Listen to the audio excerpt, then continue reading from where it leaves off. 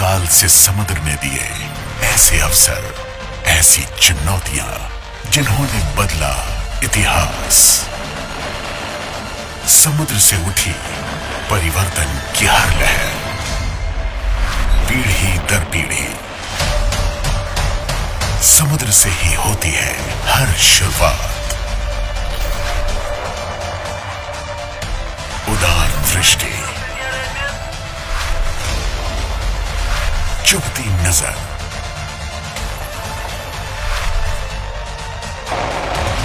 भारतीय नौसेना के तरकश के 2 तीर, भारत की संप्रभुता सुरक्षित,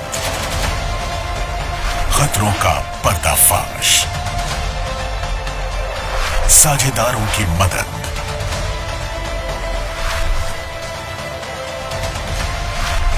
व्यापार मार्गों की रक्षा, हर काम देश के नाम। हम हैं भारतीय नौसेना, युद्ध तत्पर, विश्वसनीय और सुगठित।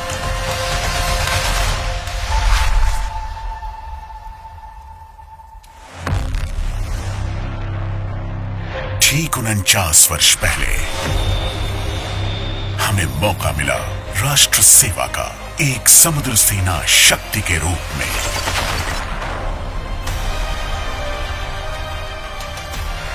उन्नीस 1971 लाखों लोग पूर्वी पाकिस्तान से भागने पर मजबूर हो गए। राजनीतिक समाधान की कोई गुंजाइश नहीं दिख रही थी। संघर्ष जैसे निश्चित हो गया। भारतीय नौसेना को जिम्मेदारी मिली समुद्र से घातक प्रहार, प्रहार जिसके परिणाम हो निर्णायक। पाकिस्तान की परिसंपत्तियों का विनाश समुद्र में और भूमि पर। समुद्री क्षेत्र में प्रभुत्व, भारत भूमि की रक्षा के लिए। पूर्वी और पश्चिमी पाकिस्तान के बंदरगाहों की हर गतिविधि पर रोक। The 1971 war was a watershed moment in the history of the Indian Navy. Admiral S.M. Nanda, the then Chief of the Naval Staff, was very clear that the Indian Navy must adopt an aggressive posture. The Indian Navy's contributions were instrumental in India gaining decisive victory in the war and towards the creation of a new friendly neighbor.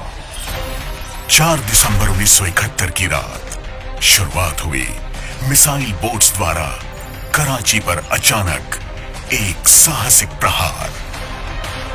Karachi बंदरगाह और ships बुरी तरह क्षतिग्रस्त हुए। तभी से हम 4 दिसंबर का यादगार दिन मनाते हैं, भारतीय नौसेना दिवस के रूप में। कराची बंदरगाह पर मिसाइल द्वारा दूसरा आक्रमण, दुश्मन को और नुकसान पहुंचाने में कामयाबी। भारतीय नौसेना का समुद्र पर प्रभुत्व। पूर्वी मोर्चे पर बंगाल की खाड़ी में aircraft carrier Vikrant eastern fleet के लिए फोर्स मल्टीप्लायर साबित हुआ। हवाई हमलों से ब्लॉकेड तक पूरे संघर्ष के दौरान विक्रांत का प्रभाव रहा शक्तिशाली, क्योंकि सी हॉक्स के प्रहार ने पूर्वी पाकिस्तान की सेनाओं को समुद्र के उपयोग से रोक दिया। दुश्मन ने पीएनएस गाजी भेजा ताकि विक्रांत को मिली सफलता नाकाम हो। आईएनएस राजपूत ने कार्यवाही की। पीएनएस गाजी विशाखापत्तनम के पास जल में दफन। समुद्र पर कार्यवाही करते हुए हमारी नौसेना ने चलना खुलना बंदरगाहों पर स्पेशल ऑपरेशंस को अंजाम दिया। आईएनएस पनवेल और 2 गन बोट पद्मा और पलाश पर सवार मुक्ति वाहिनी ने इन बंदरगाहों में घुसकर प्रतिरोध के बावजूद भारी तबाही मचाई। युद्ध समाप्ति की ओर एक संभावना स्पष्ट हो गई। दुश्मन बचकर भागेगा, बर्मा यानी आज के म्यांमार की ओर। दुश्मन भाग न सके। नौसेना ने एम्फीबियस यानी जलथलीय लैंडिंग की। ये भारत के इतिहास में पहली बार हुआ। जीत के जश्न के साथ साथ हम श्रद्धा सुमन अर्पित करते हैं आईएनएस खुकरी के वीर शहीदों को, जिन्होंने 9 दिसंबर की शाम अपने कर्तव्य का पालन करते हुए सर्वोच्च बलिदान दिया। हम आभारी हैं 1971 युद्ध के शहीदों और दिग्गज सैनिकों के।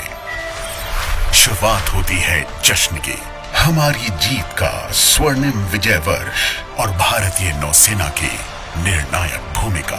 देश ने शत्रु पर विजय पाई, स्थापित हुआ एक मित्र पड़ोसी देश।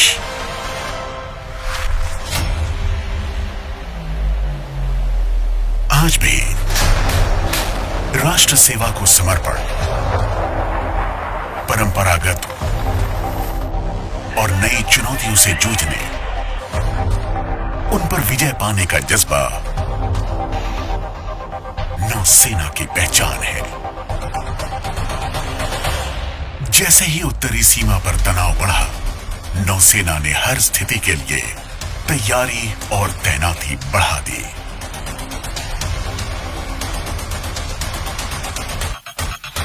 This is from the Saudis where we are operating near the LAC. The Pieta has been the forefront of operations as far as building up our MD is concerned. We have our footprint all the way from Malacca, Sunda to Lombok in the east, all the way till Seychelles, Gulf of Aden and the Persian Gulf at the west. We are getting many tri-service operations coordinating with Indian Air Force and Indian Army. जब corona virus पूरी मानवता के लिए खतरा बनकर आया, विश्व मानो अपने आप में सिमटता चला गया, लेकिन भारतीय नौसेना आगे बढ़ी। इस संघर्ष में भी राष्ट्र की कोशिशों को रफ्तार दी। We created 24/7 telemedicine facilities, mobile dispensaries, mobile blood collection centers, state-of-the-art labs for testing facilities, and also COVID management centers across all naval hospitals, across all commands. We were able to save a lot of lives, prevent a lot of infections, and also keep our sea warriors combat ready without affecting operational readiness. Operation समुद्र सेतु और mission सागर ऐसे उदाहरण जो इस कहावत को सही साबित करते हैं कि समुद्र जोड़ते हैं, बांटते नहीं। Though very noble, the task had its own challenges. We had to adopt extreme measures to keep everybody safe, comfortable, and most importantly, to prevent any case of COVID on board. 5 मई 2020 शुरुआत हुई operation समुद्र सेतु यानी सी bridge की, हिस्सा mission Vande Bharat का। भारतीय नागरिकों की स्वदेश वापसी का राष्ट्रीय प्रयास। 55 से ज्यादा दिन, 23,000 किलोमीटर तय। ये रहा भारतीय नौसेना का सबसे बड़ा स्वदेश वापसी कार्यक्रम। भारतीय नौसेना प्रतिबद्ध रही। हिंद महासागर में अपने साझेदारों के प्रति मूल मंत्र रहा, पड़ोसी सबसे पहले। सुदृढ़ हुआ प्रधानमंत्री का सागर विजन, यानी क्षेत्र में सभी की सुरक्षा और विकास। नौसेना के हवाई जहाजों ने कई उड़ानें भरी, मशीन, चिकित्सा कर्मी और दवाइयां देश के कोने कोने तक पहुंचाई। There were many of the doctors and many of the nurses and many of the paramedical personnel who were themselves as a part of this war afflicted by COVID-19. They had to be hospitalized, they fought the illness, recovered, and come back to join the battle again. We are indeed proud of our healthcare workers. नौसेना ने अभूतपूर्व और असाधारण चुनौतियों का सामना किया। विशेष protocols लागू हुए ताकि नौसेना जहाज कोविड मुक्त रहें। सुनिश्चित किया गया सेवा करने वालों को सेवा की जरूरत न पड़े। Sick bay complex has 2 isolation wards, that is 1 and 2. Therefore, 8 patients can be isolated in these wards. The circulation, the speciality about these wards is that the circulation is enclosed. The air is directly sucked from the atmosphere and then it is exhaust is directly to the outside, so that the circulation inside does not get mixed with the ventilation which is for the remaining of the ship. इस मुश्किल घड़ी में नौसेना का हर सैनिक मुस्तैद रहा। अपने कमिटमेंट और साहस से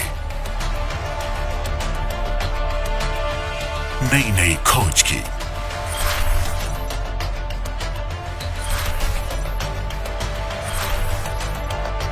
और एक विपत्ति को अवसर में बदल दिया।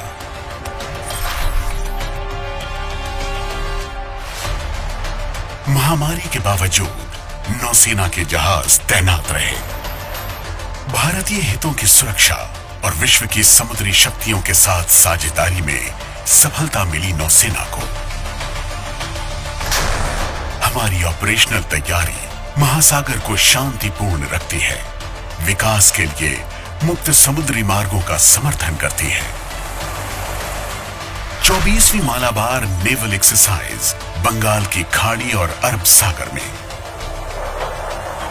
मित्र नौसेनाओं के बीच तालमेल और समन्वय का प्रदर्शन। इसकी नींव में है साझे आदर्श, मुक्त संयुक्त इंडो पैसिफिक के लिए प्रतिबद्धता और नियमों से जुड़ा international order. The two extremely powerful aircraft carrier groups operating in tandem.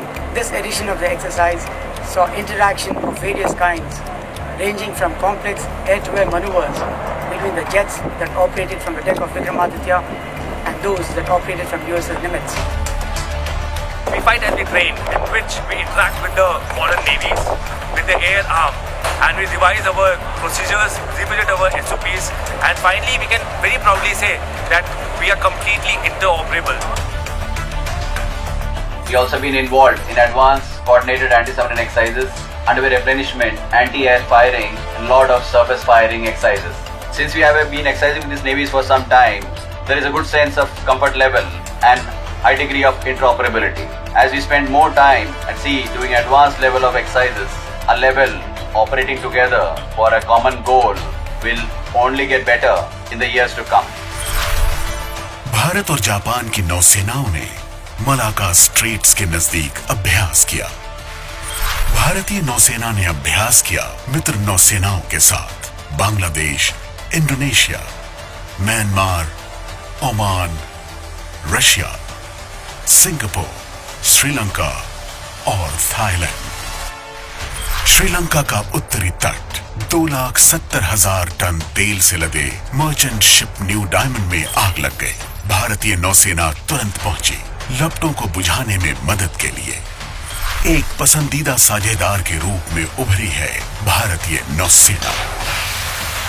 Covid के बावजूद स्वदेशी जहाज निर्माण जारी रहा।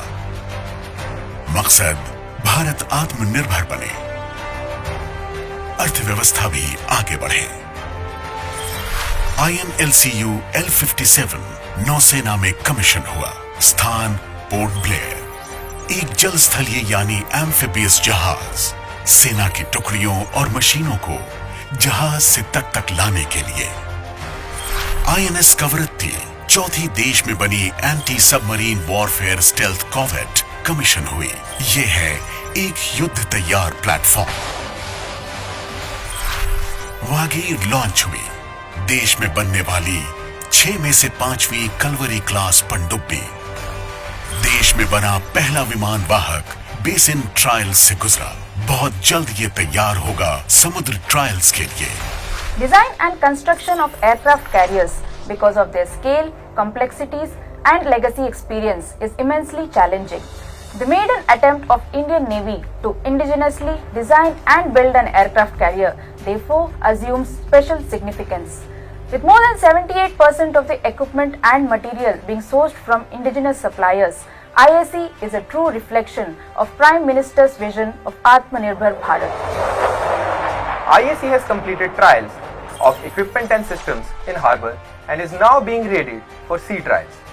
Ships delivery being targeted by end 2021 will take India into elite group of nations having niche capabilities of design and construction of an aircraft carrier. Naval Innovation and Indigenization Organization एक कदम आत्मनिर्भर भारत के लक्ष्य की ओर। नया भारत, एक भरोसेमंद क्षेत्रीय शक्ति, एक महत्वाकांक्षी आर्थिक ताकत। समुद्र की उपेक्षा नहीं कर सकता। भारतीय नौसेना बनाती है विश्वास के पुल हिंद महासागर में मित्र राष्ट्रों के साथ।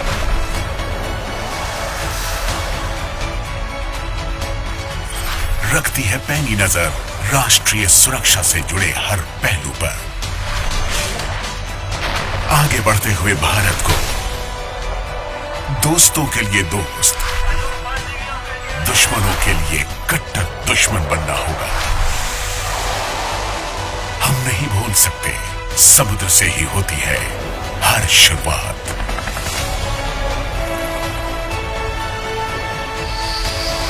इसलिए भारतीय नौसेना हमेशा रहेगी युद्ध तत्पर, विश्वसनीय और सुगठित।